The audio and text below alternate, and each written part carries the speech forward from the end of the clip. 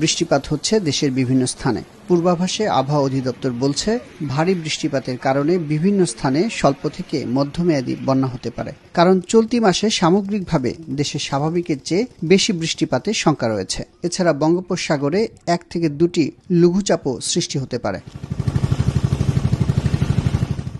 জুলাইয়ের ভারী বৃষ্টির কারণে স্বল্প থেকে মধ্যমেয়াদী বন্যা পরিস্থিতির সৃষ্টি হতে পারে দেশের উত্তরাঞ্চল, উত্তর পূর্বাঞ্চল, উত্তর পশ্চিমাঞ্চল, উত্তর মধ্যাঞ্চল ও মধ্যাঞ্চলের কিছু কিছু স্থানে।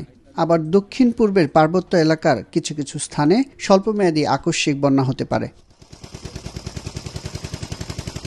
বন্যা পূর্বাভাস ও সতর্কীকরণ কেন্দ্রের তথ্য বলছে, এই মুহূর্তে অতি বন্যার কবলে রয়েছে সুনামগঞ্জ সদর ও সিলেটের কানাইঘাট উপজেলা। বন্যা রয়েছে আরও 11টি স্থানে। বন্যা কবলিত এলাকাগুলো হলো শেরপুরের নালিতাবাড়ি, নেত্রকোনার কলমাকান্দা, সুনামগঞ্জ সদর ও দিরাই, সিলেটের বিয়ানীবাজার ও জকিগঞ্জ, মৌলভীবাজার সদর ও রাজনগর, হবিগঞ্জের চুনারুঘাট, ফেনীর পশুররাম এবং বাগেরহাটের মোংলা উপজেলা। বন্যা পূর্বাভাস ও সতর্কীকরণ কেন্দ্র বন্যার ঝুঁকি হিসেবে চিহ্নিত করেছে 12টি স্থানকে। এর মধ্যে রয়েছে নীলফামারীর ডিমলা, কুড়িগ্রাম সদর, নাগেশ্বরী, উলিপুর, চিলমারি, রংপুরের কাউনিয়া, গাইবান্ধার সাঘাটা, সুনামগঞ্জের তাহিরপুর, সিলেট সদর ও গোয়াইনঘাট, মৌলভীবাজারের কোলাউড়া এবং নেত্রকোনার খালিয়াজুড়ি।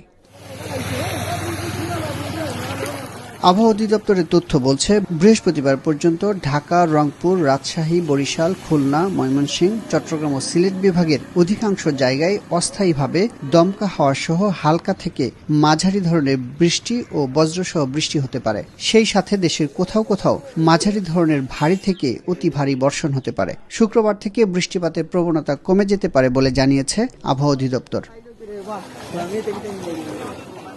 এদিকে ভারতের চেরাপুঞ্জিতে বৃষ্টিপাত ও পাহাড়ি ঢল অব্যাহত থাকায় দ্বিতীয় ধাপে বাড়তে শুরু করেছে সিলেট ও সুনামগঞ্জের নদ নদীর পানি। এরই মধ্যে নিম্নাঞ্চলে পানি প্রবেশ করে অনেক এলাকা পুরোপুরি ডুবে গেছে। গত 24 ঘন্টায় কুশিয়ারা নদীর পানি সামান্য কমলেও বিপদসীমা ছাড়িয়েছে সুরমা।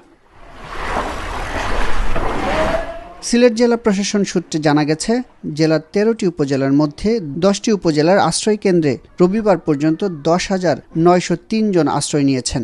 জেলার 653টি আশ্রয় কেন্দ্র প্রস্তুত রয়েছে। এর মধ্যে 219টি আশ্রয় কেন্দ্রে লোক উঠেছেন।